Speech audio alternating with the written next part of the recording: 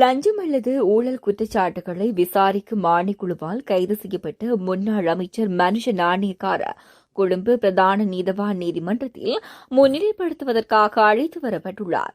முன்னாள் தொழிலாளர் மற்றும் வெளிநாட்டு வேலைவாய்ப்பு அமைச்சர் மனுஷ நாணயக்கார சற்று முன்னர் லஞ்ச ஊழல் ஆணைக்குழுவினால் கைது செய்யப்பட்டுள்ளார்.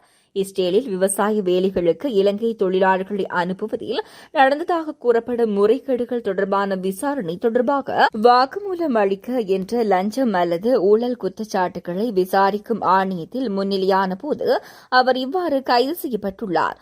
குறித்த விடயத்தை களத்தில் இருக்கும் எமது செய்தியாளரும் உறுதிப்படுத்தியுள்ளமை குறிப்பிடத்தக்கது. மனுஷ நாணயக்காரவின் சார்பில் முன்னிலையான சட்டத்தரணி நேற்று கொழும்பு தலைமை நீதவான் முன்னிலையில் தனது கட்சிக்காரர் இன்று கையூட்டல் மற்றும் ஊழல் ஒழிப்பு ஆணைக்குழுவுக்கு சென்று வாக்குமூலம் அளிப்பார் என்று தெரிவித்திருந்தார். அதற்கமைய வாக்குமூலம் அளிப்பதற்காக மனுஷ நாணயக்கார இன்று முன்னிலையாகியுள்ளார். இதேவேளை முன்னாள் பொது பாதுகாப்பு அமைச்சர் டிரான் அலஸ் மீது லஞ்சம் அல்லது ஊழல் விசாரணை ஆணைக்குழுவில் முறைப்பாடு அளிக்கப்பட்டுள்ளமை குறிப்பிடத்தக்கது.